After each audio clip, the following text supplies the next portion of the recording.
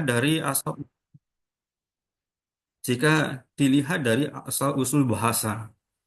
Nah, agama adalah sikap atau cara penyelesaian diri terhadap dunia yang mencakup acuan yang menunjukkan lingkungan lebih luas daripada lingkungan dunia fisik yang terikat ruang dan waktu. Dalam hal ini yang dimaksud adalah dunia spiritual. Jadi, agama bukanlah sekedar sikap seseorang terhadap dunia fisik atau duniawi, tetapi juga termasuk dunia spiritual, kesucian, kemuliaan, cinta kasih, dan lain-lain. Nah, jadi kalau kita memandang dari sudut pandang bahasa Sanskerta, jadi agama ini sebenarnya bukanlah hanya ya hanya apa hanya mengatur bagaimana cara kita hidup ya.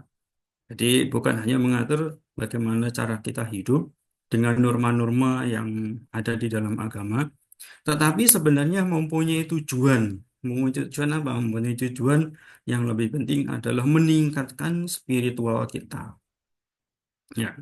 Nah, maka ketika kita berpikir spiritual kita ini untuk lebih maju, lebih tinggi, maka norma-norma di dalam agama kita akan disiplin, secara disiplin menjalankannya.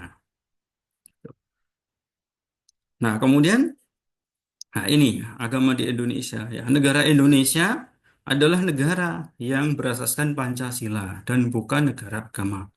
Berdasarkan sila pertama, Pancasila yang berbunyi ketuhanan yang Maha Esa, serta pasal 29 ayat 1 dalam dan 2 Undang-Undang Dasar 1945 yang berbunyi. Pertama, ya negara berdasar atas ketuhanan yang Maha Esa. Kemudian yang kedua, negara menjamin kemerdekaan tiap-tiap penduduk untuk memeluk agama masing-masing dan untuk beribadat menurut agama dan kepercayaannya itu. Negara mengizinkan dan melindungi penduduk untuk menganut salah satu agama yang diakui di Indonesia, dan agama memuat ajaran kebajikan, baik dan salah, moral, etika, norma, tatanan hidup, aturan, latihan, bahkan larangan yang semuanya mengarahkan agar manusia berperilaku baik. Ajaran yang terdapat dalam agama tersebut membuat agama memiliki fungsi besar bagi manusia, terutama dalam hubungannya dengan Tuhan, serta manusia dengan manusia atau masyarakat. Fungsi agama bagi manusia adalah sebagai sumber spiritual, membimbing rohani manusia, pedoman dan sumber moral, serta sumber informasi masalah metafisika. Ya, nah, jadi di sini ya fungsi agama selain di dalam agama itu mempunyai norma yang kita jalankan, ya fungsi fungsi utamanya adalah bagaimana supaya kita kita semua ini dekat, ya selalu dekat dengan eh, Tuhan. Nah, di sini ada beberapa fungsi agama ya. Nah, yang pertama yaitu fungsi agama transformatif ya. Agama mampu mengubah kepribadian dan perilaku manusia dari buruk menjadi baik.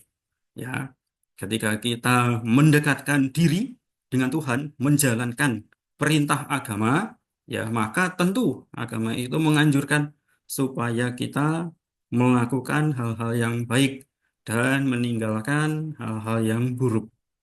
Nah, kemudian yang kedua adalah kreatif.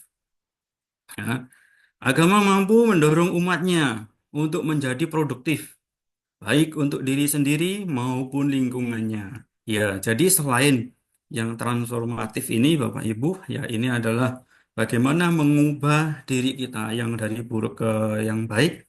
Tetapi ini umatnya juga kreatif, ya kreatif itu artinya produktif, ya untuk diri sendiri dan lingkungannya. Artinya apa? Artinya kita ini aktif ya aktif dalam masyarakat kemudian membantu yang lainnya dan lain sebagainya. Nah, kemudian Yang nomor tiga ini adalah sublimatif. Ya, agama mampu menyucikan kehidupan manusia. Ya, bentar, Bapak Ibu. Ya, agama mampu menyucikan kehidupan manusia dari tiga akar kejahatan. Ya, jadi ya tiga akar kejahatan yang saya maksud di apa tiga akar kejahatan di sini adalah keserakahan, kebencian dan kebodohan.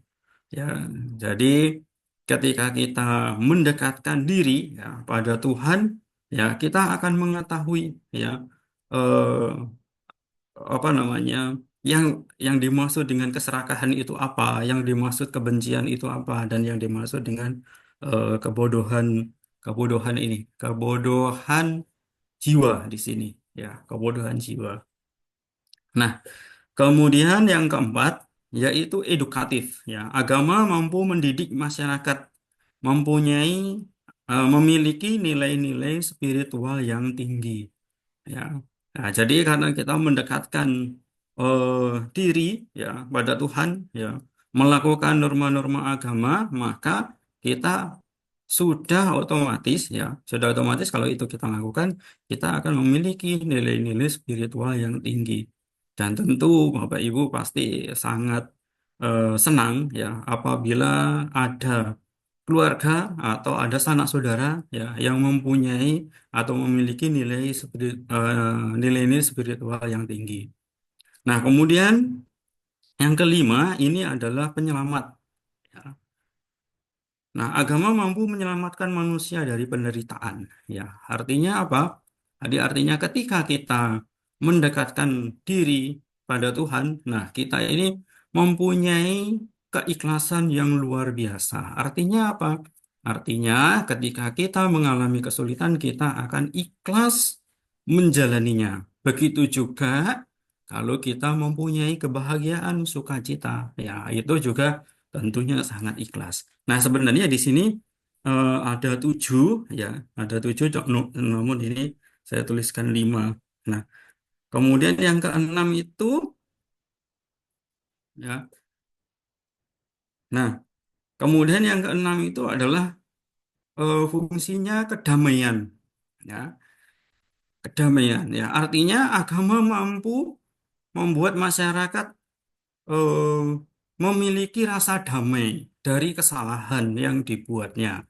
Ya, melalui tuntunannya. Artinya, kalau kita melakukan kesalahan-kesalahan atau melanggar norma-norma agama, nah, agama ini mempunyai apa? Mempunyai trik bagaimana supaya kita itu bisa ya dalam bahasa kesehariannya ya bisa bertobat. Nah, kemudian kita bisa memulai lagi ya memulai lagi eh, menjalankan norma-norma agama ya sehingga seseorang ini mempunyai semangat ya menjalani perintah-perintah dari agamanya. Nah, kemudian yang ketujuh yaitu kontrol sosial. Ya, artinya agama mampu memelihara nilai-nilai sosial masyarakat melalui norma-norma yang diajarkan agamanya. Nah, nah, kemudian Bapak Ibu, jadi kita itu ya adalah fungsi ya dari agama. Nah, kemudian kita beralih ke kesatuan. Ya. Kesatuan adalah keadaan ya di mana berbagai unsur atau bagian bersatu ya menjadi satu keseluruhan yang utuh. Kesatuan dapat terjadi dalam berbagai konteks seperti masyarakat, negara, keluarga, atau bahkan dalam diri individu.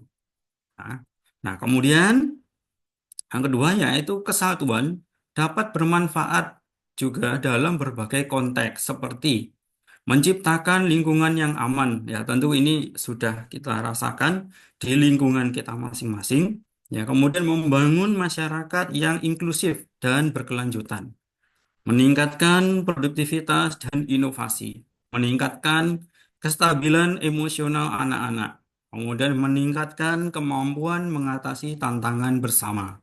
Nah, kemudian yang ketiga ini kesatuan dapat diwujudkan dengan kolaborasi, kemudian kerjasama, solidaritas, pengorbanan diri demi kepentingan bersama. Jadi Bapak Ibu Saudara-saudari yang mengorbankan dirinya untuk kepentingan bersama ini adalah arti ya, arti harfiah dari kesatuan. Ya. Nah, kemudian menghormati dan mengakui hak-hak martabat semua warga negara. Nah, kemudian sini ya persatuan ya. Apa itu persatuan? Persatuan adalah kesepakatan untuk bersatu dan bekerja sama mencapai tujuan yang sama. Persatuan juga bisa diartikan sebagai gabungan atau ikatan atau kumpulan atau kumpulan beberapa bagian yang sudah bersatu. Ya. Persatuan memiliki makna yang luas, yaitu apa? Yang pertama yaitu mengutamakan kepentingan kolektif daripada kepentingan pribadi. Ya, yang kedua, menghormati dan mengakui hak-hak dan martabat semua warga negara. Nah, kemudian yang ketiga, menjalin rasa kebersamaan, ya, kemanusiaan dan persahabatan. Nah, kemudian yang keempat yaitu menjalin sikap saling toleransi, kekeluargaan dan tolong-menolong. Ya. Nah, kemudian yang kelima, mengembangkan sikap nasionalisme. Persatuan merupakan kunci perdamaian. Di Indonesia, persatuan sangat penting ya karena negara ini mempunyai banyak pulau, daerah dan daerah bahasa dan budaya. Jadi persatuan ini seperti di Pancasila ya, di dalam Pancasila itu yang sila ketiga ya Persatuan Indonesia. Nah, kemudian nah ini secara umum ya, secara umum faktor-faktor pemersatu bangsa. Ya, karena adanya apa? Kenapa bangsa Indonesia dapat bersatu? Ya, ini karena adanya Pancasila. Ya, tadi sudah katakan ya, negara kita berdasarkan Pancasila. Nah, kemudian Sumpah Pemuda, ya, kemudian semboyan Bhinneka Tunggal Ika, ya, walaupun berbeda-beda, namun tetap satu. Ya, kemudian bahasa Indonesia, ya, bahasa Indonesia. Kemudian Undang-Undang Dasar 1945. Kemudian bendera merah putih, ya. Kemudian lambang negara itu burung Garuda, ya. Ya, ini menjadi pemersatu ya bangsa bangsa Indonesia. Kemudian sejarah perjuangan. Nah, jadi kita jangan melupakan sejarah bagaimana Indonesia ini diperjuangkan oleh para pahlawan. Nah, kemudian rasa rasa cinta air ya seperti saat ini Bapak Ibu Saudara-saudari ya kita semua memiliki rasa cinta tanah air sehingga pada malam ini kita eh, bisa berjumpa ya dalam Zoom ya. Kemudian juga mempunyai keinginan untuk bersatu ya. Selain itu, faktor-faktor lain yang memperkuat persatuan bangsa Indonesia adalah hukum adat, pendidikan, kemauan, saling membantu, dan wujud ideologi nasional. Nah, kemudian bagaimana peran agama untuk mewujudkan ya, mewujudkan kesatuan dan persatuan? Ya. Nah, di sini saya menuliskan Pat Brahma Wihara dan ini sebenarnya bukan hanya ini sebenarnya sudah universal ya. Ketika kita mempunyai cinta kasih universal, ya kita tidak akan membedakan ya apakah ini suku A, suku B atau agama A, agama B. Kenapa? Karena kita mempunyai cinta kasih universal dan tentu kita walaupun mungkin saja ya tidak ada agama pun, tetapi kita tetap mempunyai rasa cinta kasih. Nah, yang kedua yaitu apa? Yang kedua ini adalah belas kasih, ya belas kasih. Jadi kalau kita melihat orang lain menderita, nah hati kita itu tidak tega dan ingin segera membantu. Ya, walaupun bantuannya tidak besar, tetapi ketika kita ingin membantu, ini adalah kebaikan, ya, kebaikan hati kita. Ya, atau kita merasa ketika ada orang menderita, kita merasa kasihan, kemudian turut apa namanya, turut berduka dengan apa yang dialami, ya, walaupun tidak meninggal, tetapi ketika seseorang itu mengalami penderitaan, ya kita turut sedih, ya. Nah, ini kita sudah memiliki rasa belas kasih. Nah, kemudian juga turut bahagia. Nah, di turut bahagia ini kalau ada orang, ya, yang mencapai kesuksesan, yang mencapai keberhasilan. Nah, ini kita turut bahagia. Nah, ini sebenarnya kita mudah bahagia, ya, kita mudah bahagia ini menjadi apa? Menjadi pemersatu, ya. Bukan bukan bukan malah apa? Mungkin kita katakan ya di apa? Di lingkungan kita, wah, orang lain apa berhasil, wah saya harus lebih berhasil. Kemudian bagaimana untuk apa namanya? Untuk supaya dia tidak berhasil, ya, bukan bukan seperti itu. Tetapi apa? Tetapi karena kita mudah bahagia ketika seseorang meraih keberhasilan, nah kita ucapkan selamat. Nah, syukur-syukur ya kita bisa mereka bisa menularkan ilmunya, nah kita bisa sukses juga, ya. Nah, kemudian yang keempat, ya, yang keempat yaitu jiwa jiwa yang seimbang. Jiwa yang seimbang itu, ya, ketika orang lain, ya, sebenarnya ada di poin ke apa? Jadi poin satu, dua, dan tiga ini adalah jiwa yang seimbang. Ketika seseorang mengalami kesusahan, kita siap membantu. Ketika seseorang mengalami kedukaan, nah kita siap menghibur. Ya, kalau seseorang meraih apa? Meraih kesuksesan, nah, kita juga turut bahagia dengan kesuksesan orang lain. Nah, jadi ini bukan bukan ajaran ini ya bukan hanya di satu agama saja, tetapi ya di setiap agama tentu ada ajaran cinta kasih, belas kasih, turut bahagia dan jiwa yang seimbang. Nah, kemudian ya yang terakhir, nah, Sarania Dhamma adalah ajaran Buddha, ya, yang mengajarkan untuk hidup rukun dan damai dengan penuh cinta kasih. Ajaran ini dijelaskan dalam Sarania Dhamma Sutta. Ya, prinsip-prinsip Sarania Dhamma adalah memancarkan cinta kasih dalam perbuatan, ucapan, dan pikiran. Tidak membeda-bedakan suku, agama, ras, dan golongan. Kemudian berbagi hal yang telah diperoleh dengan benar.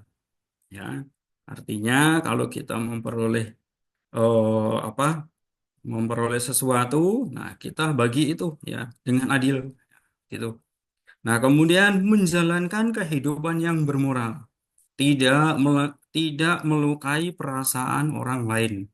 Kemudian tidak bertengkar karena perbedaan pandangan.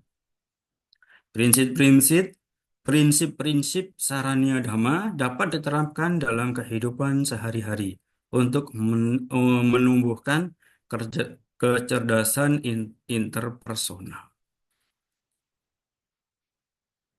Baik, ini yang bisa saya sampaikan pada malam hari ini.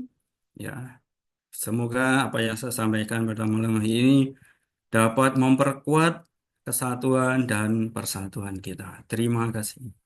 Saya kembalikan ke moderator. Ya. Baik, terima kasih Pandita Muda Aja Kak Tono. Ini kembali saya punya video ini lagi nggak bisa. Coba boleh request Mbak Ulan kali ya untuk ini untuk open. Oh ini sudah bisa nih. Sudah ya, Pak. Sudah saya open. Oke, oke. Baik, berikutnya kita akan langsung masuk ke tanggapan ya. Tanggapan di sini ada dari Pak I Gustu Putu Raka, Ketua PHDI Provinsi Jawa Timur. Ya, kepada Pak I Gusti Putu Raka, kami persilakan mengenai tema dan acara pada malam hari ini, ya, yaitu peranan agama untuk memperkuat persatuan dan kesatuan bangsa Indonesia. Silakan.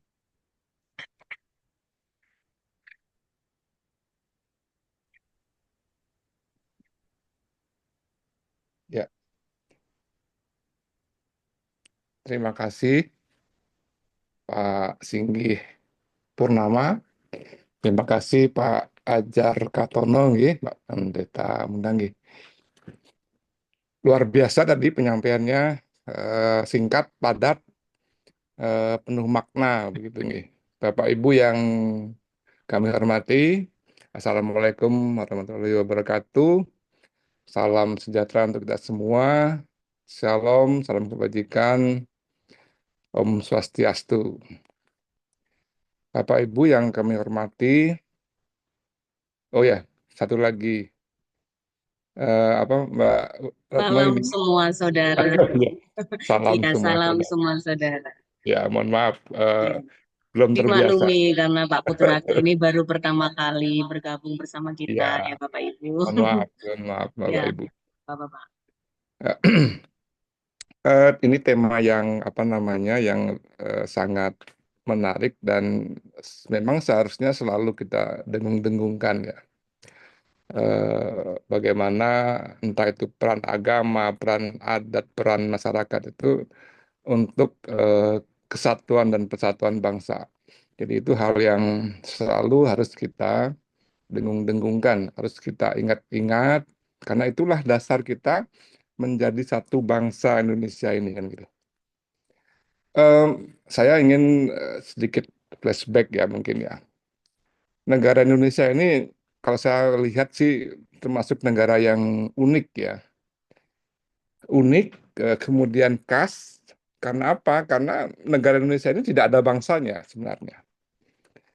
Tidak ada bangsa Indonesia begitu ya. Bangsa Indonesia itu bangsa, kalau boleh dikatakan bangsa imajiner. Karena apa? Karena di situ ada 300 kelompok etnis. Ada 1.340 suku bangsa. Ada 718 bahasa daerah.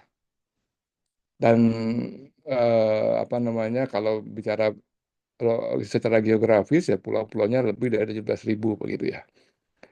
Nah, ini menjadikan bangsa Indonesia ini bangsa yang unik, bangsa yang apa namanya, eh, sangat beragam. Tetapi yang luar biasa adalah kita ini bersatu gitu. Ketika Bung Karno waktu itu ditanya, apa yang menyebabkan bangsa Indonesia ini bersatu? Bung Karno menjawab, kehendak untuk hidup bersama.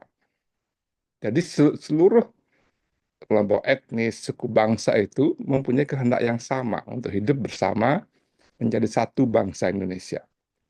Nah, itu ya yang sampai sekarang kita warisi.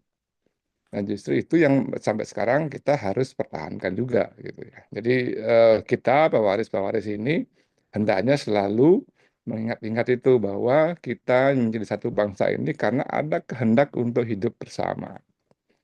Nah, itu sangat penting menurut saya, eh, apa namanya, untuk selalu kita ingat bahwa kita ini dalam negara Republik Yuk. Indonesia ini menjadi satu bangsa akhirnya. Jadi tidak ada lagi, walaupun memang di situ ada kelompok etnis dan juga suku bangsa. Saya juga ingin mengingatkan lagi, barangkali kita dulu pernah ketika di sekolah, barangkali di pelajaran apa sejarah barangkali ya. Ketika zaman Majapahit itu ada satu istilah yang pada saat bangku sekolah itu saya masih ingat sampai sekarang. Mitreka Satata. Mitreka Satata ini konsep politiknya, boleh dikatakan konsep politik lah. Gajah Mada dan waktu itu Baginda Hayam Wuruk.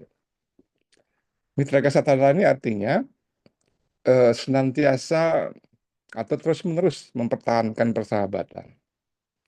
Ketika konteksnya kerajaan Majapahit, siapa yang diajak mempertahankan persahabatan? Tentunya negara-negara yang ada di bawah kekuasaannya Majapahit. Ini menjadi relevan untuk kita sekarang pun masih relevan menurut saya. Karena kita juga sama pada saat itu. Kalau ketika di zaman Majapahit banyak kerajaan kecil-kecil yang ada di bawah Majapahit, di bangsa Indonesia sekarang ini juga demikian, walaupun tidak kerajaan ya, tetapi 1340 suku bangsa. Nah, ini relevan. Jadi kita salah satu tugas kita, kebetulan kita semua barangkali apa namanya adalah umat beragama gitu ya, mempertahankan persahabatan ini secara terus-menerus. Maka forum-forum seperti sekarang ini, IMP dan lain-lain yang banyak itu menjadi model yang baik ketika kita ingin mewujudkan persahabatan. Nah, ini saya sangat apa tertarik sekali bagaimana cara kita mempertahankan persahabatan. Di Indonesia ini ada 6 agama resmi yang diakui, di samping ada ratusan kepercayaan lokal, kemudian penganut kepercayaan juga yang ada gitu ya. Nah, itu juga harus atau hendaknya terus-menerus mempertahankan persahabatan di antara pemeluk-pemeluk agama itu. Dimulai dari, kalau barangkali dari tokoh-tokohnya mungkin ya. Sekarang pertanyaannya apakah kita kenal dengan tokoh-tokohnya itu. Kalau persahabatan itu muncul kan kalau kita sudah kenal, kemudian kenal, berkawan, jadi teman baik, baru jadi sahabat.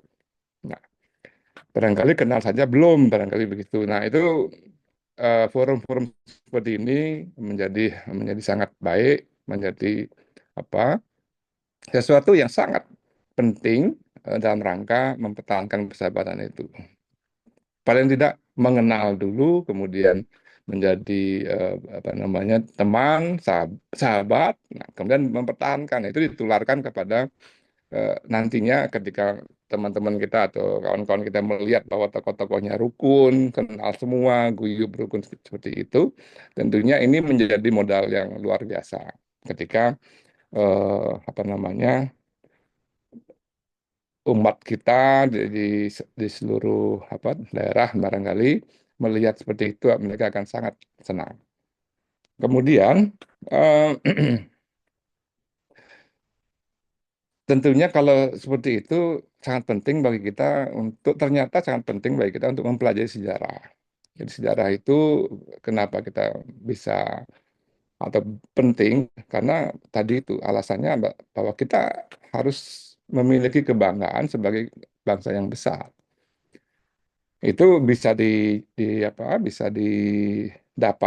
dengan tadi itu kita belajar dari sejarah bangsa kita yang sudah besar, bahwa untuk mempertahankan bangsa yang besar itu atau membentuk bangsa yang besar itu diperlukan persahabatan yang terus-menerus.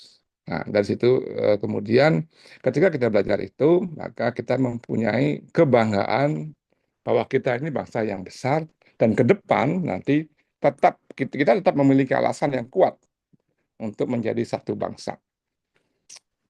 Terima kasih Pendeta Ajar Katono atas sharingnya malam hari ini luar biasa, menginspirasi sekali. Mudah-mudahan kita semua ke depan tetap menjadi apa namanya bangsa yang besar sesuai dengan peran kita masing-masing. Demikian dari kami. Terima kasih. Assalamualaikum warahmatullahi wabarakatuh. Salam kebajikan untuk kita semua. Salam sejahtera. Om Santi Santi Santi Om. Terima kasih kepada Pak Ibu Sekutu Raka atas tanggapannya. Kita akan langsung masuk ke em, Pak Oto Bambang Wahyudi Dwijo Dipuro ya. Apakah masih ada Pak dari penghayat Kanjeng Raden Tumenggung Dr. Oto Bambang Wahyudi Dwijo Dipuro? Apakah masih ada? Kalau masih ada, kita memberi kesempatan dulu. Ya, oke. Berarti kita langsung ke penangkap Islam dulu aja ya. Penangkap Islam tuh Kiai Hanan Manan ya, mengenai tema pada malam hari ini, peran agama untuk memperkuat persatuan dan kesatuan bangsa Indonesia ya. Silakan Pak Kiai Haji.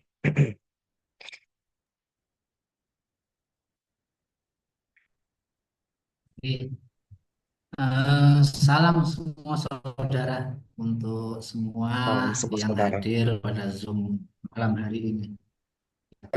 Eh, saya sangat tertarik dengan tema yang disampaikan oleh pemateri, bahwasannya memang peran agama ini sangat penting untuk menjalin persatuan dan kesatuan bangsa. Karena sebagaimana yang disampaikan barusan, bahwasannya kita multi etnis, multi bangsa, dan dipastikan ini kalau nggak ada perekat untuk persatuan akan susah. Bangsa kita terdiri dari berbagai pulau, ras, dan apapun. Dan komitmen bangsa kita sebagai negara Indonesia ini tentu tidak lepas dari warganya, penduduknya, di mana penduduk di sini siapapun yang menjadi warga negara NKRI dipastikan umat beragama. Karena ini sudah menjadi kesepakatan bersama sejak awal oleh Founding Father bahwasanya negara kita adalah negara yang berlandaskan falsafah Pancasila, di mana believe in God, percaya akan Tuhan itu menjadi sila pertama. Jadi siapapun yang tidak percaya akan Tuhan dipastikan tidak layak menjadi bagian dari bangsa kita. Disinilah para seluruh warga yang ada di sini pasti dipastikan beragama. Dan kebetulan saja Islam sebagai agama mayoritas tentu harus lebih paling bertanggung jawab akan persatuan dan kesatuan negara kita ini. Dari sinilah yang sering bermasalah tentu pasti ya yang paling banyak, karena tidak mudah untuk merawat sesuatu yang besar. Oleh karena itu harus disadari bersama bahwasannya kami umat Islam pun sangat butuh peran dari agama-agama yang lain untuk menunjukkan rasa kesatuan, kebersamaan untuk hidup berdampingan. Sebagaimana materi yang disampaikan tadi, bahwasanya tiap agama sebenarnya ajarannya pun sama. Bahkan di sila pertama pun kalau saya perhatikan, walaupun tidak mulai awal karena tadi ada tugas itu saya perhatikan di sila pertama ketuhanan yang Maha Esa. Di agama yang lain pun esensinya, kalau dalam Kristiani, baik Katolik maupun Protestan, itu pun semuanya esensinya ya tetap pada pada akhirnya ya mengakui adanya satunya Tuhan yang utama, yang menjadikan kekuatan semuanya, untuk bahwa di dalam diri kita ini sebetulnya dikuasai oleh satu esensi yang sama, yakni Tuhan. Begitu pula tadi saya sempat ikut membaca dari materinya, di agama Hindu pun ada, kalau nggak salah apa tadi, yang Hindu apa ya, Buddha ya, yang Dharma itu tadi. Nah, di mana itu juga merupakan eh, menunjukkan adanya satunya konsep tentang satunya Tuhan yang menguasai seluruh alam. Bahkan kalau kita lihat di agama yang dipeluk oleh warga kita yang belakangan adalah Konghucu, itu pun juga demikian adanya Tien, di mana Tien itu disampaikan oleh para Konghucu bahwasanya mengajarkan untuk menunjukkan seluruh alam kehidupan ini diatur oleh satu kekuatan. Nah, ini kan menunjukkan bahwasanya sebetulnya dalam Buddha pun sama. Kita tahu dalam Buddha itu banyak yang menunjukkan itu, di mana prinsip-prinsip tentang ketuhanan itu merupakan juga pada akhirnya satu. Karena yang tertinggi kalau nggak salah Dharma tadi itu ya, kebenaran tertinggi itu di Buddha Dharma. Sedangkan yang Hindu tadi kalau nggak salah Brahma Vista, Brahman. Ah ya, yang Buya Asofa sering mengatakan itu identik dengan ungkapan umat Islam Ar-Rahman, karena Brahman itu ya birrohmana, artinya sang maha kasih terhadap seluruh satu-satunya. Ini kan nggak ada beda sebenarnya dari sisi esensi, walaupun karena beda pemahaman di hal-hal yang sederhana, karena di balik satu-satunya Tuhan dalam Islam, kul huwa Allah ahad itu, dialah Allah ahad itu pun memiliki banyak nama-nama sebutan, asma-asma indahnya, juga memiliki sifat-sifat yang begitu banyak. Sehingga dengan berbagai perspektif agama-agama yang ada ini memiliki berbagai istilah-istilah apapun sebenarnya mengarah pada satu.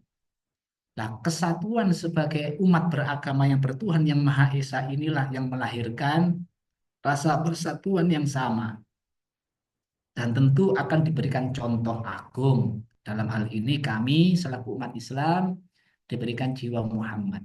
Karena keteladanan itu butuh sosok sama-sama manusia, tapi bukan sembarang manusia karena melahirkan esensi apa yang dimaui, yang dikehendaki oleh Tuhan dalam kehidupan di dunia ini. Begitu pula agama-agama yang lain. Adanya sosok Yesus kalau dalam keyakinan Kristiani, ada sosok Buddha, Buddhis itu, ada juga sosok yang lain yang pengejauhan tahan dari Tuhan ketika yang bisa ditangkap di mata manusia sepanjang sejarah. Artinya yang menyejarah. Ini menunjukkan sebenarnya hati kita selaku warga negara bangsa kita ini sama satu. Tinggal bagaimana kita mengelola persatuan ini tidak menimbulkan perbedaan. Yang perbedaan kecil sebetulnya. Tinggal bagaimana kita tidak memaksakan satu sama lain karena nggak boleh ada pemaksaan. Ya, inilah yang butuh kesadaran tinggi dari terlebih bagi umat Islam dalam menyampaikan dakwah kepada siapapun, terlebih terhadap umat yang minoritas atau istilah-istilah yang lain. Itu nggak boleh memaksa, karena kita hanya bisa menunjukkan untuk bagaimana sikap bertuhan, bagaimana hamba di hadapan Tuhan, sikapnya seperti apa. Ini kesadaran bersama dari tokoh saling berangkulan sebagaimana di EMP ini, biar mereka merdeka menyampaikan inti ajaran berikut kebajikan-kebajikannya. Dan saya yakin ada titik temu di semua ini. Tinggal bagaimana kita untuk memiliki kesadaran kekhasan. Karena Tuhan itu memanggil hamba itu dipastikan ya dari hati. Dan hati nggak sama. Istilah dalam Islam, kalau saja Tuhan menghendaki dalam satu keyakinan yang sama, itu sangat mudah. Tapi Allah sendiri yang tidak menghendaki itu. Dalam arti menghendaki ada keragaman. Sehingga semuanya ini ada dialektika ketika memang menuju pada puncak keyakinan yang kuat. Ini semuanya hasil dari saling mengasah dan yang ya semuanya ini kembali pada keimanan. Istilah Islam dan Kristiani sama-sama dan siapapun seperti itu. Dan saya sangat memberikan apresiasi saudara-saudara dari aliran kepercayaan yang itu pun juga merupakan agama karena intinya juga keyakinan pada Tuhan. Sehingga mereka pun sebagai satu tanah air dalam hidup di atas tanah yang sama, menikmati air yang sama, berkehidupan yang sama, ini harus mensyukuri dengan setinggi-tingginya. Bersikap yang adil, tidak saling mendalimi, tidak saling menganiaya, bagaimana mereka bisa mendakwahkan sebaik-baiknya, seindah-indahnya. Dan umat Islam harus semakin dewasa dalam memahami perbedaan yang tidak signifikan, tapi lebih memahami persamaan-persamaan dalam maksud tujuan untuk hidup bersama ini. Jadi tanpa menggurui, karena ini tokoh-tokoh agama, insya Allah menurut kami selama masih mengaku sebagai bangsa Indonesia, kita diberikan jiwa hati yang unik yang tidak ditemukan di belahan negara atau bumi manapun. Karena kita memiliki semangat yang sama dalam gotong royong, saling tegur sapa, saling senyum. Kekhasan ini yang harus kita jaga. Tradisi untuk mendakwahkan atas nama Tuhan dan Rasul yang diutus ini tanpa ada apa ya kekerasan yang ini harus kita jaga. Jangan sampai transnasional yang bersifat yang kaku keras. Ya kita harus memahami. Gak peduli Amerika yang memang budayanya seperti itu, kita lihat di game gimana permainan pun beda lah permainan kita dengan permainan luar. Ini harus kita syukuri. Nggak ada pertempuran, tapi di sini semuanya bersifat kerukunan. Insya Allah kalau kita dari akar yang sama, semangat yang sama, atas nama Tuhan, bukan atas nama kepentingan pribadi, kita semuanya akan merasa hina, lenyap, nggak punya kemampuan apa-apa. Biarlah Tuhan yang mengatur kehidupan ini dengan sebaik-baiknya. Dan pada akhirnya keimanan yang ada di dada siapapun pemeluk agama apapun bentuknya, pada akhirnya mengarah pada sujud, pada akhirnya merasa bahwasanya kita betul-betul lemah. Dan dari di balik kelemahan ini hanya kekuatan yang sumber kebajikan yang datang dari Tuhan itulah yang akan mempertemukan keindahan di hubungan satu sama lain ini. Jadi merawat persatuan dan kesatuan di NKRI ini sebenarnya adalah tugas tanggung jawab para tokoh terhadap umatnya. Karena semuanya beragama. Sehingga peranan agama ini nggak main-main. Tokoh-tokohnya ini harus semakin getol untuk memberikan pembinaan terhadap umat masing-masing agar mencintai tanah air ini sebagai bentuk rahmat Tuhan sebagaimana dalam UUD 45 itu. Ini bukan hasil perjuangan yang hanya sifatnya ego, tapi murni ini sebagai rahmat Tuhan yang harus kita syukuri. Berbeda dengan bangsa-bangsa lain atau negara-negara yang lain. Ini saja karena saya yakin pemateri dan penanggap yang lain bisa memberikan yang lebih. Yang jelas dengan adanya IMP, Buya Sofa yang membina ini, saya rasa pelan tapi pasti pada akhirnya seluruh tokoh berikut umatnya, walaupun berawal dari Jawa Timur, nanti meningkat pada nasional, menuju internasional, kita akan bisa mendayagunakan kerukunan yang ada, persatuan yang ada ini menjadi kekuatan di internasional. Karena keunikan bangsa kita yang tidak suka rame-rame, sukanya pingin ya hahihi, bahagia, bahagia. Sifatnya saling berangkulan. Kalaupun ada letupan-letupan kecil itu karena ketidakmengertian mereka apa yang harus mereka jalani.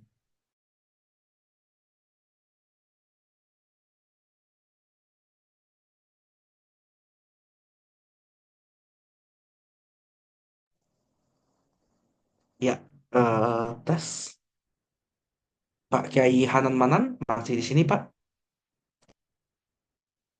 Mohon maaf ini tadi karena apa sinyal di sini. Yang jelas Oh, oke. semoga IMP ini semakin jelas arahnya ingin menyatukan seluruh anak bangsa bukan karena kepentingan apa-apa ya, kepentingan semangat bahwa kita hamba yang bertuhan, hamba yang dididik oleh tokoh-tokoh utama para rasulnya masing-masing, sehingga kita harus membuktikan sebagai umat yang terbaik, hamba yang terbaik, sehingga benar-benar kehidupan kita bersama menjadi rahmat kasih yang nyata. Demikian, monggo Ya, dilanjutkan bagi penanggap yang lain, karena ya, masih banyak. ya, terima kasih Pak Kiai Hanan Manan ya selaku penanggap dari Islam. Berikutnya kita akan masuk ke penghayat dari Konghucu, Bapak WS Junarto. Ya, kami persilakan. Baik, salam semua saudara. Terima kasih Pak Anjar Kartono dan Pak Singgih yang telah memberikan pemaparan tentang peran agama bagi kesatuan permasalahan bangsa di Indonesia. Kalau kita lihat, semua ajaran agama pasti mengajarkan umatnya untuk berbuat baik kepada sesama. Itu saya yakini bahwa walaupun kita berbeda-beda, saya Konghucu, ada yang dari Islam, ada yang dari Hindu, ada yang dari Buddha, kepercayaan, dan mungkin aliran yang lain. Setiap ajaran agama yang mereka perlu, saya yakin bahwa mengajarkan kita semua untuk berbuat kebajikan kepada sesama. Dan juga memiliki budi pekerti yang baik, sehingga bisa membangun hubungan harmonis dengan alam dan manusia. Inilah yang mungkin menjadi dasar bagi kita semua, pemeluk agama, yang menjadikan kita bisa bersatu di dalam kesatuan NKRI yang kita cintai ini. Dan di dalam agama yang Konghucu imani bahwa agama itu adalah bimbingan menempuh jalan suci. Nah, bagaimana kita menempuh jalan suci itu? Kita harus mengikuti watak sejati kita. Nah, watak sejati itu di dalam iman kita, Konghucu, adalah firman Tuhan yang Maha Esa. Yang kita yakini bahwa di dalam setiap jiwa raga manusia ada watak sejati yang dari Tuhan yang kita imani, cinta kasih, kebenaran, kesusilaan, kebijaksanaan.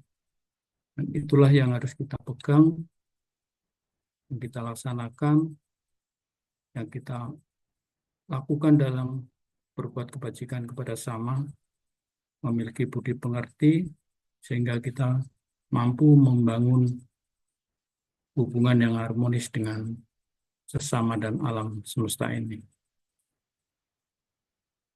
Itu saja yang bisa kami sampaikan dari agama Konghucu. Silakan ke menanggap lain. Dan satu lagi, di dalam kita menghadapi perbedaan. Tadi di salah satu penanggap menyatakan bahwa negara kita memang unik, banyak suku, banyak bahasa, banyak kebudayaan. Yang perlu kita ingat di dalam cara kita menanggapi perbedaan itu adalah menerima dan menghayati perbedaan itu di dalam kehidupan kita. Contoh yang paling gampang kita temui, kalau kita melihat sebuah taman bunga, kalau taman bunga itu isinya merah semua atau putih semua atau kuning, hijau, saya rasa dalam pandangan kita, di dalam kita melihatnya kurang indah.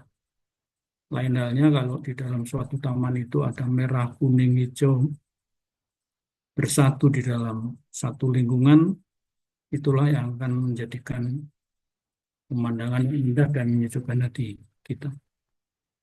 Itu saja tanggapan dari kami. Terima kasih. Salam semua saudara.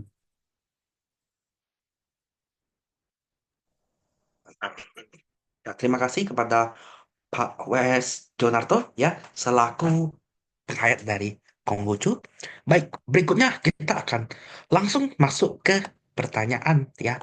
Berikut Pandita Muda Jakartono, ada pertanyaan dari Rahula di kolom Zoom. Izin bertanya, bagaimana peran agama dalam menjaga identitas budaya lokal Indonesia tanpa menghambat proses modernisasi dan integrasi global yang seringkali membawa nilai-nilai yang berbeda atau bahkan bertentangan. Tolong disertakan contohnya atau evidence bukti ya dalam keseharian. Terima kasih. Ya, silakan Pak Ajar. Ya, jadi saya menjawab dari pertanyaannya Pak Rangga, Pak Rahula, dari Pak Rahula. Ya, jadi sebenarnya modernitas ini tidak menghambat ya dalam menjaga identitas budaya. Ya, justru kita ini sebenarnya di sini berkumpul dari eh, kita ini di sini berkumpul dan mempunyai budaya yang budaya masing-masing yang berbeda-beda. Misalkan saya ya dari Jawa, Jawa Timur, Banyuwangi mempunyai budaya sendiri. Ya, Pak Singge yang dari Palembang mungkin juga mempunyai budaya sendiri.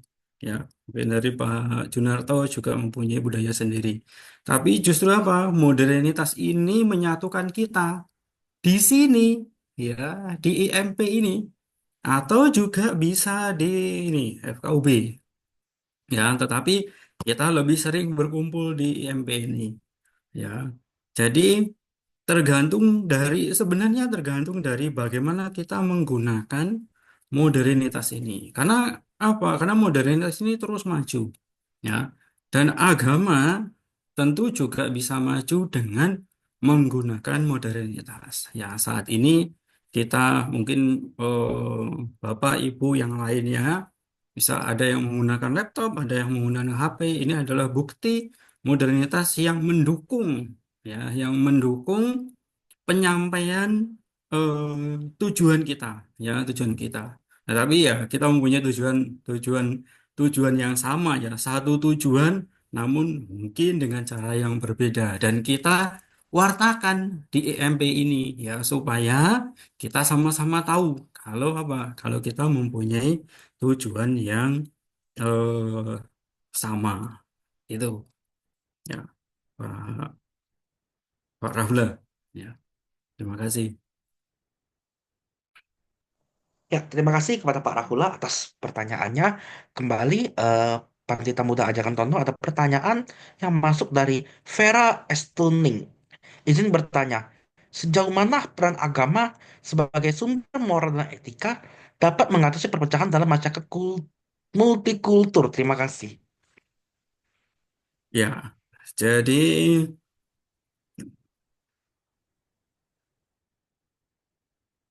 ya, jadi tadi sebenarnya ya sudah dijelaskan, ya sudah dijelaskan di slide saya tadi ya agama.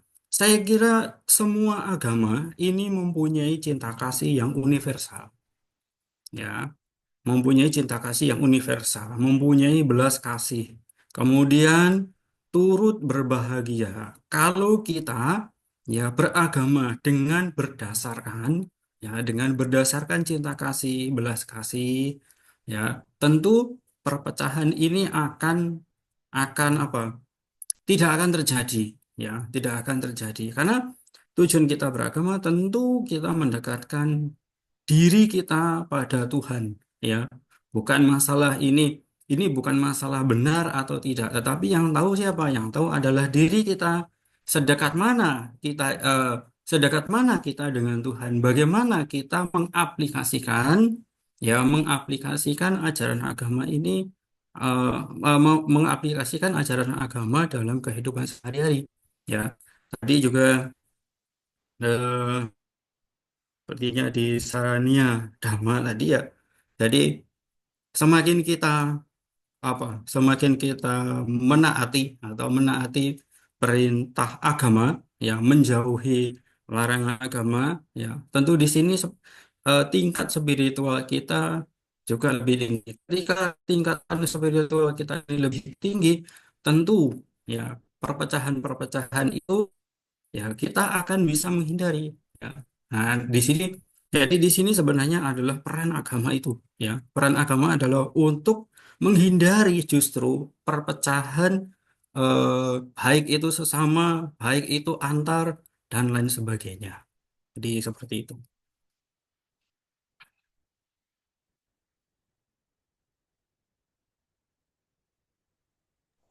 Oke, baik.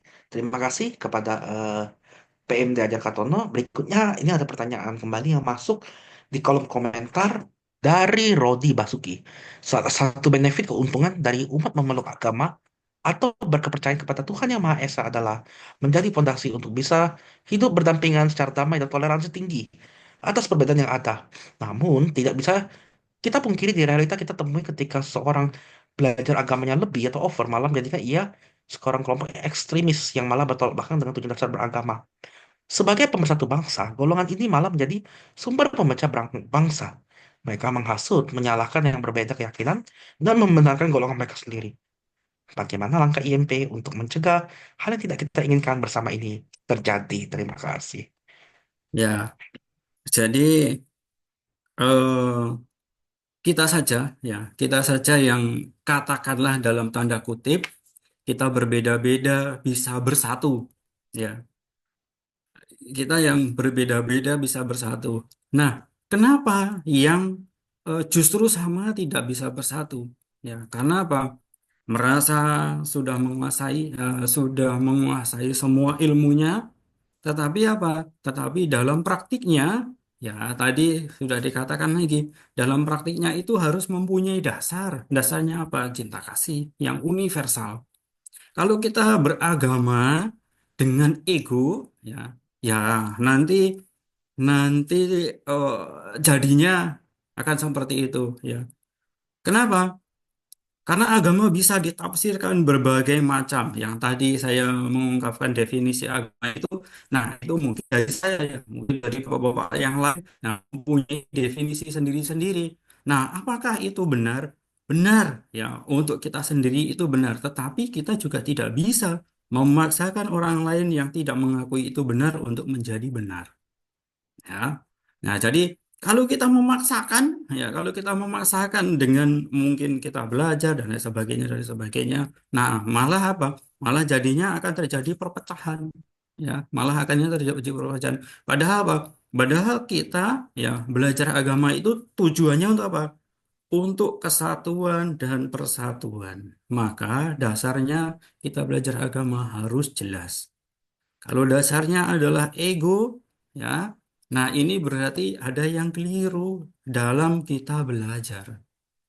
Ya, merasa harus dihormati. Ya, kita menunjukkan kita harus dihormati bukan harus memaksakan orang lain untuk menghormati kita. Tetapi bagaimana kita belajar, bagaimana kita berperilaku.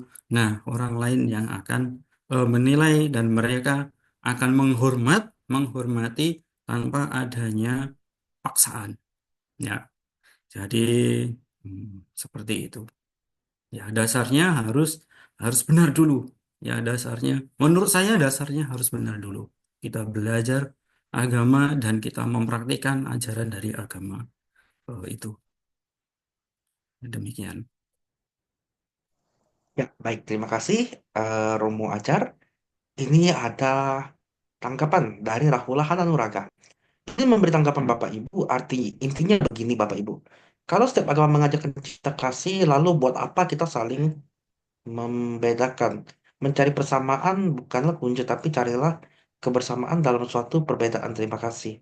Oh, ini pernyataan ya ini ya. Ya, oke, terima kasih. Terima kasih saudara saudara Lahula. Oke, baik. Berikutnya Bapak Ibu yang lain, apakah ada yang mau memberikan tanggapan atau pertanyaan? Ini ada tokoh rohaniawan dari agama Kristen, Pak. Bisa tolong dipanggil Tokoh dari rohaniawan di, agama Kristen ya? di WA. Oke, baik. Baik, dengan tokoh rohaniawan agama Kristen, Pandita Andri Purnawan, Ketua IPGIW Jatim dari Kristen ya. Silakan, Romo Andri Purnawan. Baik, selamat malam. Mohon maaf saya lagi sambil di mobil ini ya. Jadi kalau remang-remang mesra mohon dimaklumi.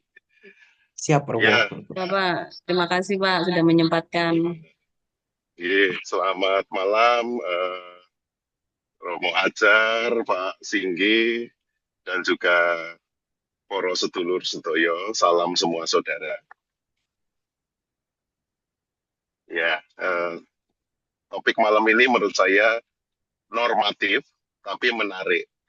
Normatif karena memang agama-agama itu dipanggil untuk menjadi pemersatu. Tapi saya ingin menanggapi ini dalam 3 perkembangan agama ya. Kita harus mengakui bahwa agama-agama di dunia ini selalu asal-usulnya itu melekat dengan kebudayaan. Satu suku bangsa memiliki satu agamanya. Orang Yahudi punya agama Yahudi. Orang Arab dulu punya agama Islam. Kristen melekat dengan kebudayaan Yunani, Romawi, kemudian Eropa. Hindu melekat dengan India dan kemudian juga berkembang menjadi Buddha yang lebih universal. Dan kita harus mengakui bahwa ada tahap keagamaan yang sifatnya itu saya mengistilahkan dengan alienasi. Jadi alienasi itu, alien itu orang lain, suku lain, agama lain, Tuhan yang lain itu asing. Dan ada kecenderungan untuk agama-agama Samawi terutama ya. Kalau Buddha saya kira enggak, karena Buddha itu agama yang sejauh yang saya tahu meskipun melekat dengan kebudayaan tertentu menekankan pada universalitas umat manusia. Tetapi untuk agama-agama Samawi, Islam, Yahudi, Kristen, Katolik gitu, itu selalu punya tahap alienasi. Jadi orang-orang yang berbeda agama dianggap sebagai alien, ya, sebagai sosok yang asing. Dan memang ada kecenderungan semacam pertandingan ketika itu muncul di dalam satu region, satu wilayah yang sama. Dan nampaknya alienasi ini akan menjadi problematis ketika berada di masyarakat yang multikultur. Seperti dunia kita sekarang ini, di seluruh belahan bumi kan tidak ada satu wilayah yang hanya dihuni satu kultur atau satu budaya.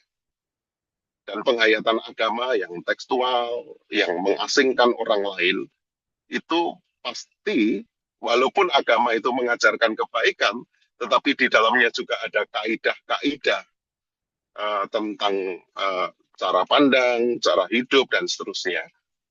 Itu akan ada gesekan-gesekan. Orang Islam dan Yahudi nggak makan babi. Orang Kristen, wong Tionghoa, gak makan babi, gak hoki. Yang satu melihat babi itu haram, yang satu melihat babi itu simbol berkah. Nah, kalau spiritnya adalah alienasi, saling mengasingkan, pasti akan terjadi konflik. Jadi, walaupun kita mau sesoleh apapun dalam beragama, taat apapun terhadap agama kita, tapi kalau spiritnya adalah bahwa agamaku yang paling benar, agama pasti akan menjadi sumber konflik. Ya. Apalagi kalau sudah dicampur-campur dengan politik dan kekuasaan. Nah, tahap yang kedua disebut tahap coexistence. Jadi coexistence itu adalah itu bersama, existence itu ya eksis, kita itu berada bersama. Dan disinilah kemudian biasanya agama-agama itu mengembangkan semangat toleransi. Dan ini sesungguhnya menjadi semangat yang baik, namun masih ada kekurangan karena toleransi hanya diarti sebagai saya memberi kesempatan bagi orang lain dan saya tidak mengganggu orang lain. Jadi kalau orang Kristen mau ke gereja hari Minggu ya silakan, tidak saya ganggu. Orang Buddha anak-anaknya sekolah Minggu ya silakan, tidak saya ganggu. Yang penting jangan nyenggol saya. Yang Muslim misalnya sedang berpuasa ya silakan berpuasa. Yang penting jangan melarang puasa. Itu koeksistensi. Jadi di satu wilayah tinggal bersama, saling menghormati hak, asal tidak saling nyenggol. Nah, kalau agama hanya pada spirit coexistence, itu masih rawan dipecah belah. Karena apa? Apalagi sekarang di media sosial, ruang publik itu kan bukan hanya ruang yang kelihatan alun-alun atau jalan begitu, tapi juga di ruang virtual terjadi pertemuan ekspresi keberagaman, sehingga toleransi yang disebut coexistence itu pasti akan berbenturan karena standar toleransinya beda-beda dan masing-masing berpendapat bahwa kalau ini menyinggung akidah saya, maka saya tidak bisa mentolerir. Oleh karena itu agama yang koeksisten itu lebih baik dalam arti begini, kita beragama, kita taat, kita toleran dengan semangat koeksisten itu lebih baik, tapi itu bukan yang ideal untuk konteks Indonesia menurut saya. Karena apa? Karena di Indonesia salah satu, kalau kita melihat sejarah, salah satu cara untuk menimbulkan kesalahpahaman dan segala macam itu paling mudah menggunakan kendaraan agama. Kalau sudah ada ketersinggungan tertentu, wah ini sudah tidak bisa ditoleransi. Jadi di tahap koeksistens, agama memang memerankan ketertiban, tetapi bukan menciptakan perdamaian. Karena kalau pendekatan ketertiban, ini daripada rame, ya kamu diamlah. Daripada ini rame, ya kamu ngalau. Itu koeksistens.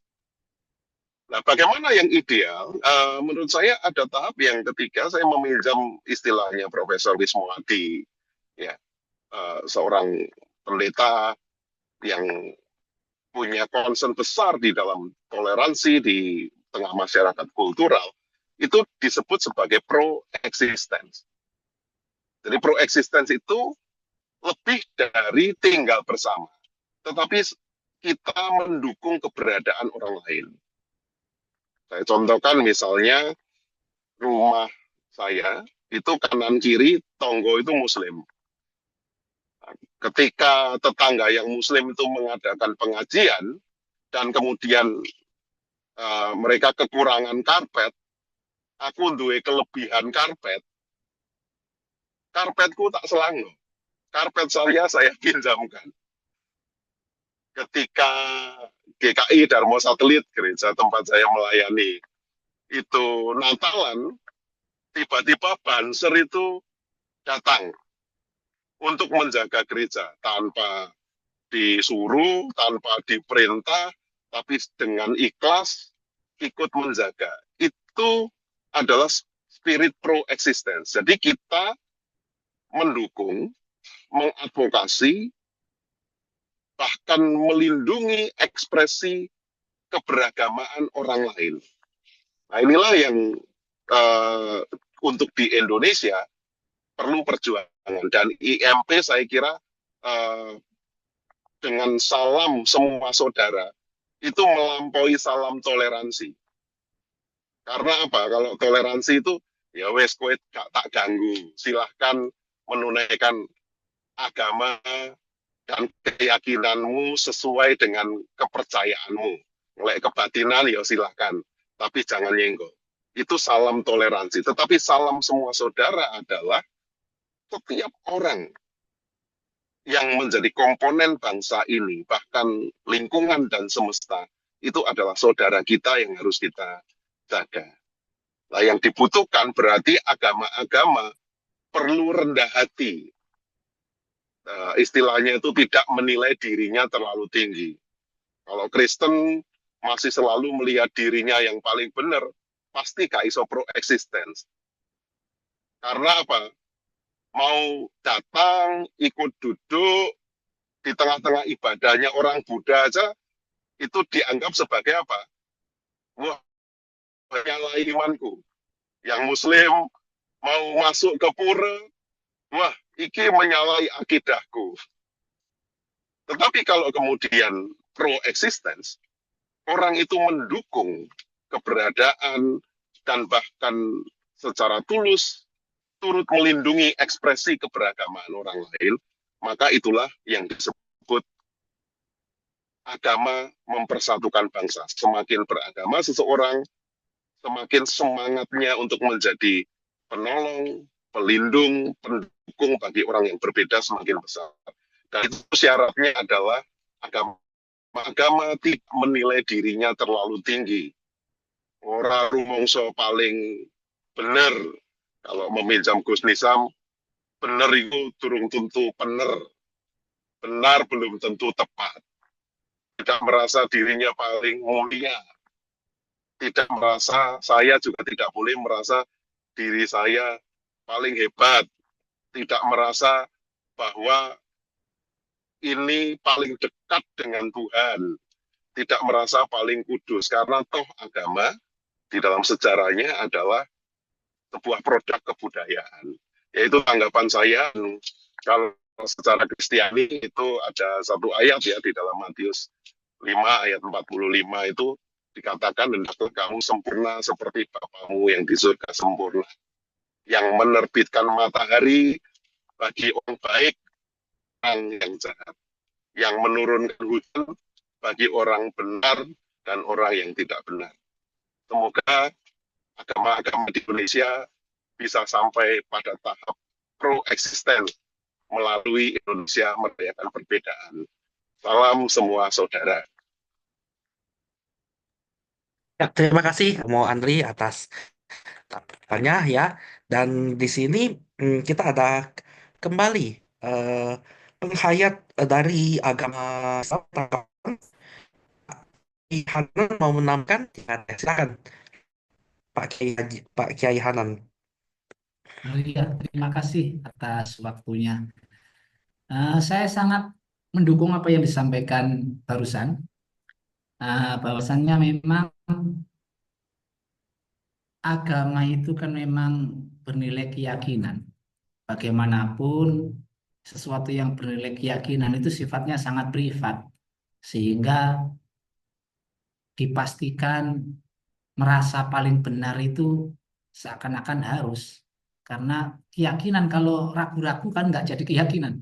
Nah, hanya saja praktek untuk mengimani keyakinan yang sudah kuat di dalam hati pemeluk agama ini harus terus dilandasi dengan sikap, di mana disikapi dengan bijak, yakni mengikuti yang telah dicontohkan oleh para tokoh-tokoh pembawa ajaran suci yang diyakini kebenarannya itu, yakni tetap di balik superioritas apa yang diyakini, kita tetap bagaimana adalah hamba, di mana hamba itu selalu ada titik lemah, titik batas yang sangat sangat bisa diketahui oleh siapapun.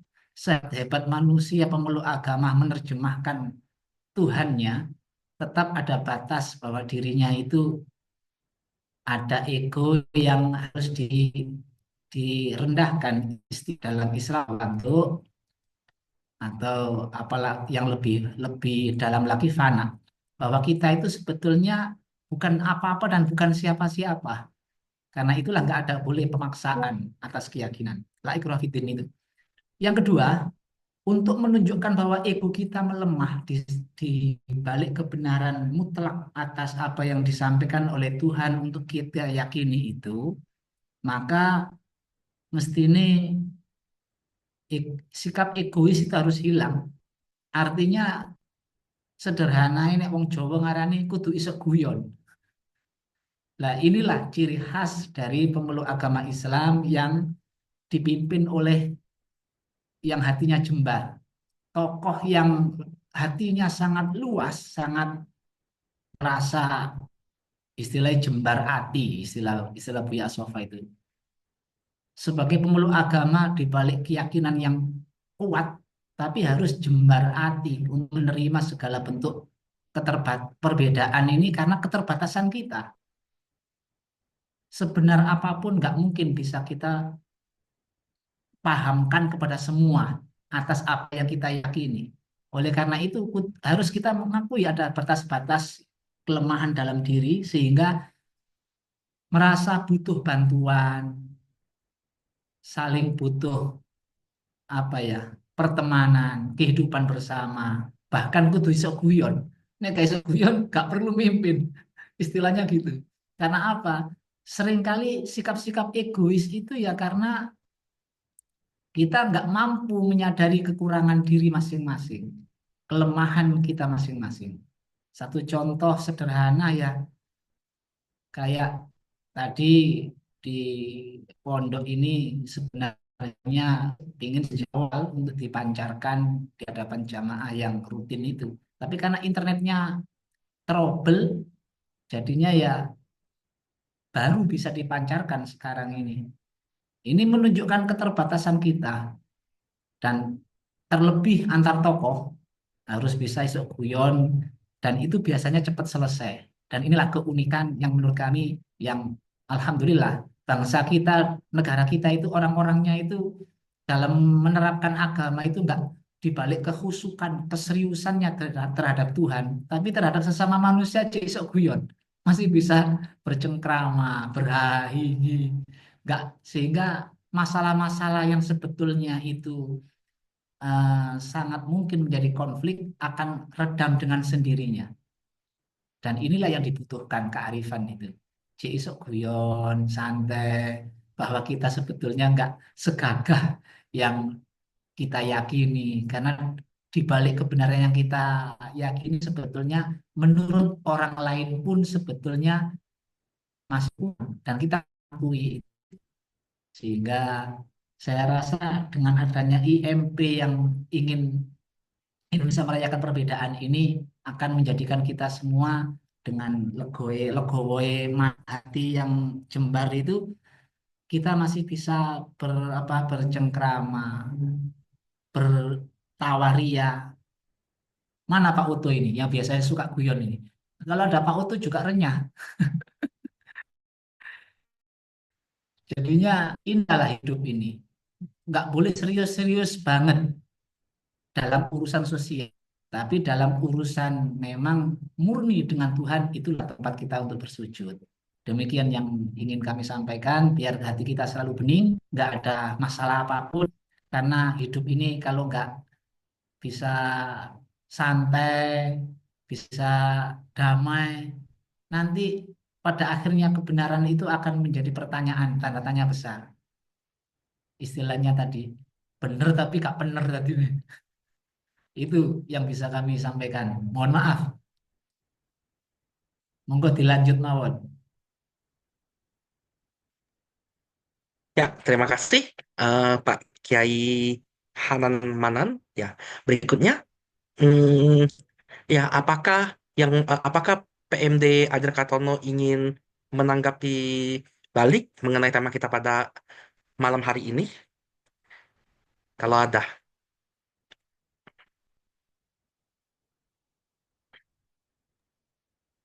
Iya, jadi apa yang disampaikan Eh, Pak ya Manan ini benar sekali ya. Saya sangat setuju. Ya, saya sangat setuju. Memang ya kita sudah seharusnya begitu ya. Ketika kita bertemu, walaupun mungkin kita membawa identitas agama A, agama B, tetapi ketika bertemu dengan yang lainnya, setidaknya ya setidaknya kita tersenyum.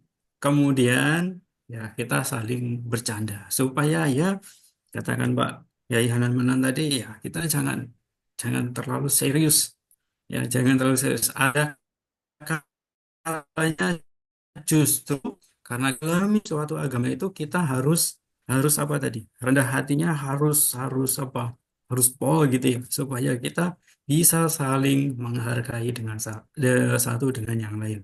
Sangat luar biasa. Terima kasih Pak Anan Manan.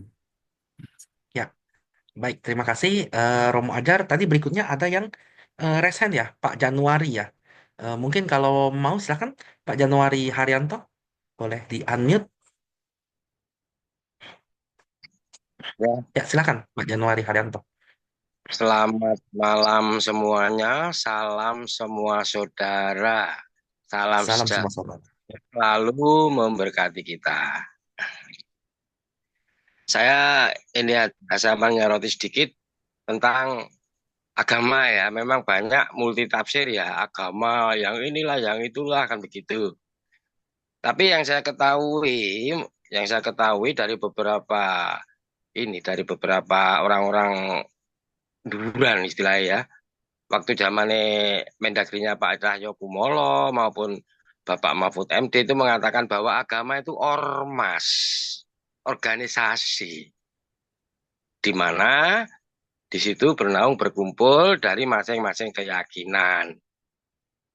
Sedangkan apa itu di bandara itu aja ya cukai atau apa itu apa imigrasi ya lali aku imigrasi orang luar ditakoni agamamu apa bingung keyakinan itu.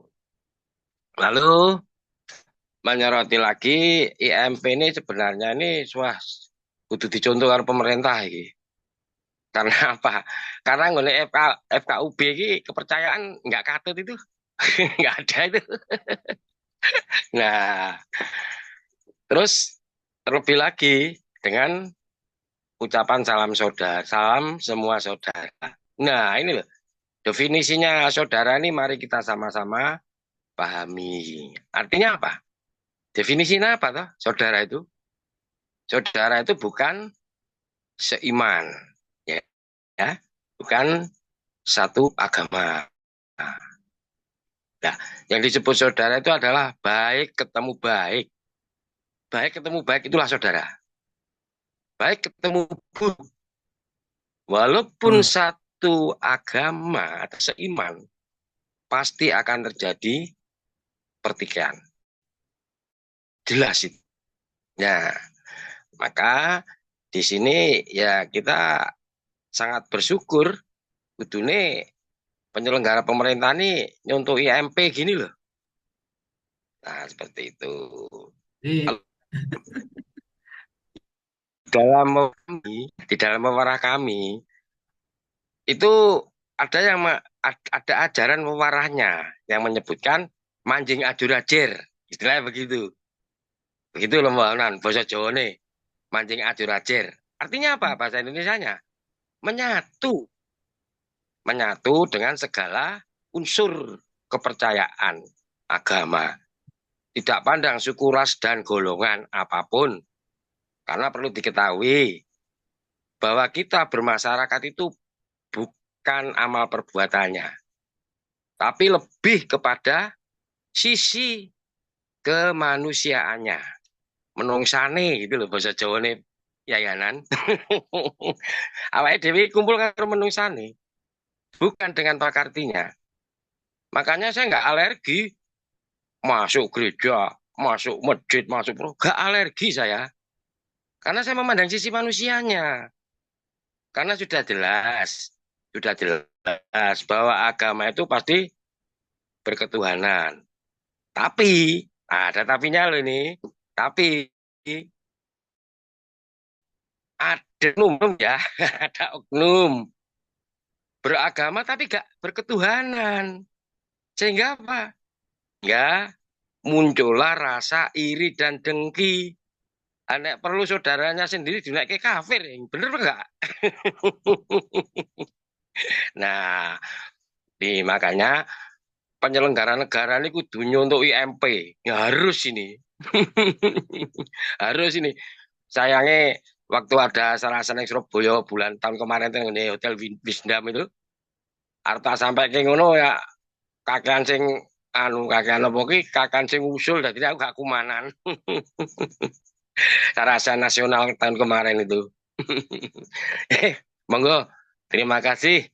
Sekian aja dulu apa yang perlu saya sampaikan. Salam semua saudara. Ya, terima kasih Pak Januari Haryanto. Salam semua saudara. Ya, baik. Kita seperti penjumpa acara, Romo Ajar boleh memberikan sebuah kesimpulan atau closing statement mengenai acara kita pada malam hari ini dengan tema peran agama untuk memperkuat persatuan dan kesatuan bangsa Indonesia. Silakan.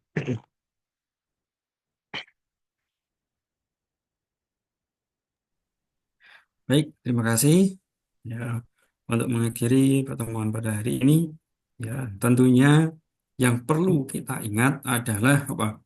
Persatuan dan kesatuan. Ya, sebenarnya yang penting adalah itu.